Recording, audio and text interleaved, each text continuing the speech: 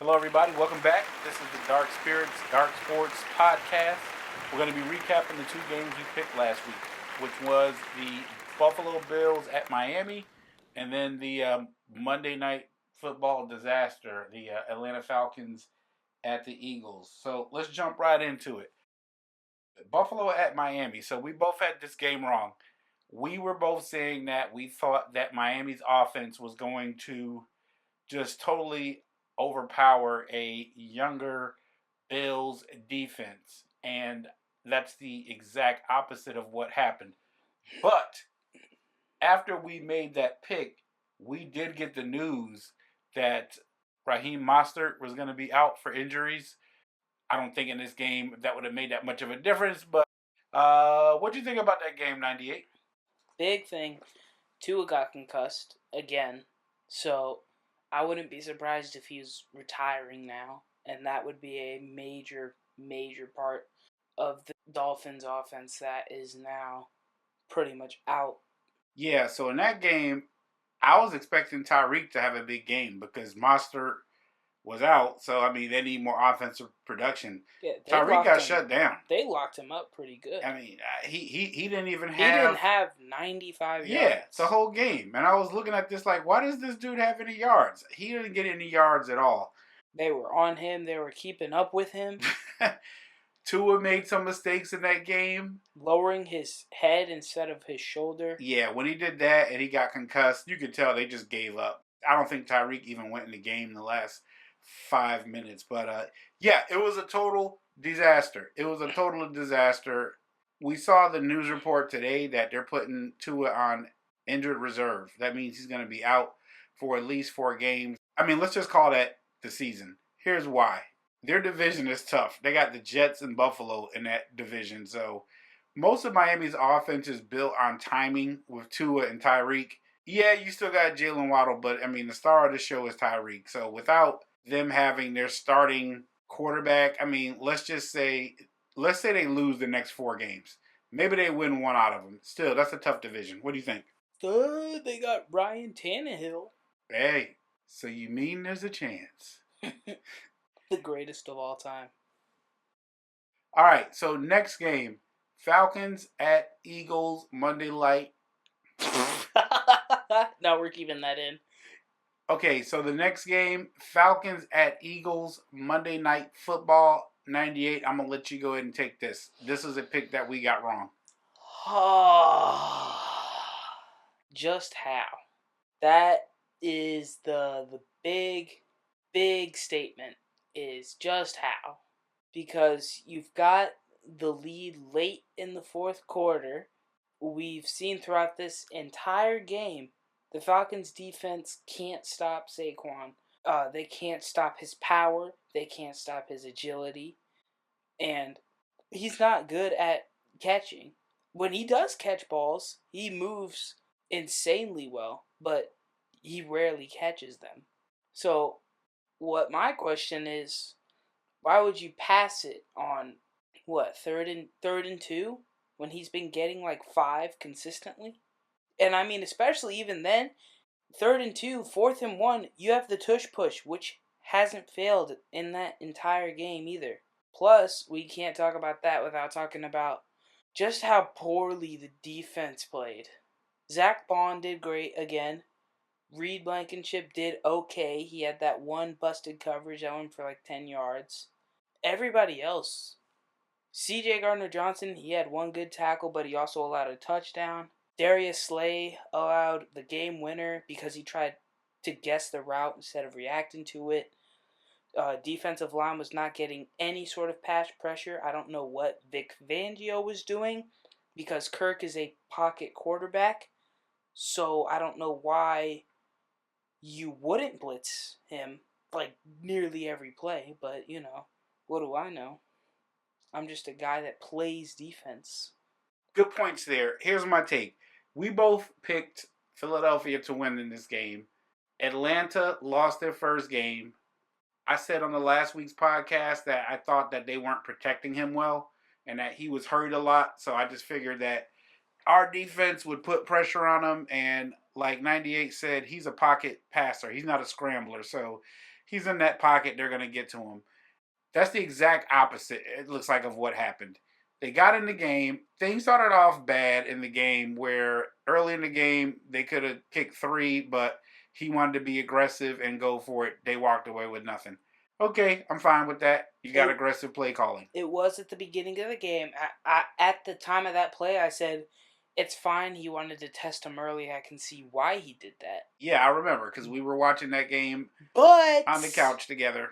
This is the National Football League. Take points when you can take them. You got to take points. Too greedy. Also, the defense could not get any pressure on Kurt. We were watching and we saw Jalen Carter was getting double teamed every play. Yeah, we were watching and we saw Jalen Carter getting double teamed every play. And I remember I was saying they're going to have to do something about that because they can't just let Kurt have all that time back there. The defensive play was poor overall. It came down to the end of the game where after they went up by 6, they just let him go down the field. Like 98 mentioned, Slay, he guessed wrong. They made him pay for it. Also, my God, penalties. The penalties in this game. They got penalized for everything. Pretty much everything. Holding, offsides, illegal man downfield. They killed themselves with penalties. If you take away at least half of them penalties, you got a couple more touchdowns on here. So this was just everything that could have went wrong. Really disappointed. They blew it. The only good thing about this is that the Falcons have to play Kansas City, my other team, so Patrick is going to avenge us. But overall, just a poor performance. Next segment, before we make our prediction for Thursday Night Football, I just wanted to mention one of the things that I just really love about the NFL is how every week it's like anything could happen. And you look at the stats and you make predictions, but then the people still have to go play the game. Something that was very interesting is in week 2, 11 of the games were decided by one score. 5 of those came down to the last minute in the game or overtime. So there is a lot of parity in the NFL, and anything could happen anytime. For example, the Saints beat the crap out of the Cowboys, who beat the crap out of Cleveland the previous week. Yeah, I mean, I guess the Saints are just good now, so. Maybe. I'm not buying that yet. We'll see. Unfortunately, the Philadelphia Eagles have to play them this week. So man, that's what I'm saying. If it is anything like last week, we are probably going to get blown out. Saints are favored by like 6 points as of today. Should be more than that, to be honest. Also, the Raiders beat the Ravens at M&T Bank Field. How did that happen? Raiders are also good now. Raiders are good now. Either that or the Ravens are just absolutely awful. Chiefs and Bengals. The Bengals played a better game, but they still lost. So I'm just saying it to say that, if you want to get like excitement, the NFL is a very exciting league. Yeah, it's very expensive to watch it, but just when you think you got it figured out, they always give you something. Also want to talk about injuries. Man, injuries. It's only week 2, but it's like it's in like December. And it's like half of everyone is out. Everyone's out. For the 49ers, McCaffrey is on IR. Debo is out with a calf strain. On the Rams, Puka Nacua is on IR. They're about to put Cooper Kupp on IR. Oh, yeah, Cooper Kupp is now getting on IR. On the Chiefs, Hollywood Brown got hurt in the preseason and is on IR. And Pacheco is on IR, or will be, for at least 4 games. And just regular injuries, like on the Bengals, T. Higgins, A.J. Brown on the Eagles. We think he'll be back this week. Jordan Love for Green Bay. Tua concussed on IR. It's like this is only week 2 in the NFL, and it's like so many of the star players are out or injured. That's just really crazy. It just means that it's going to make it harder for us to predict these games, but I think we'll do our best. So let's roll right into the Amazon Thursday Night Football prediction of New England Patriots at the Jets. Okay, so 98, you go ahead and take this one. Tell me what you think about this game and who you going with. I mean, I feel like every single time I think a team is going to win, what happens is the opposite. So I'm going to go for the Patriots on this one just because if I can get into that groove, I guess. But I think the Jets are going to win this one because, to be honest, the Patriots are not good in any way ever, really. I don't even know how they won that first game, but you know. Hey, I think this season, at least for this month, we're in like opposite world. Yeah, so where the Saints and the Raiders are better the Saints and than the Raiders the are better Cowboys than and the the Ravens. Cowboys and the So Ravens. okay, Falcons are better than the Eagles. Okay, with only 2 weeks, the smart thing to do is you got to look at the personnel. Looking at this game, you got Jacoby Brissett and Ramondre Stevenson versus Aaron Rodgers, Brees Hall, Garrett Wilson, Sauce Gardner on the defense at the Jet Stadium. The Jets right now are favored to win this game by a touchdown.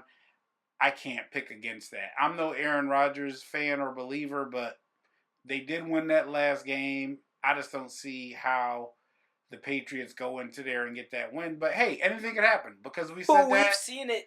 We've seen it throughout these these first 2 weeks. We've seen pretty much every team that wasn't supposed to win won. Yeah, Patriots might put up like 72 points. So that's our pick. We're both going. Wait, are you going for the Jets? I'm going for Patriots because it's pretty much just opposite world. It's opposite world. All right, so let's have fun with it. You go with Patriots.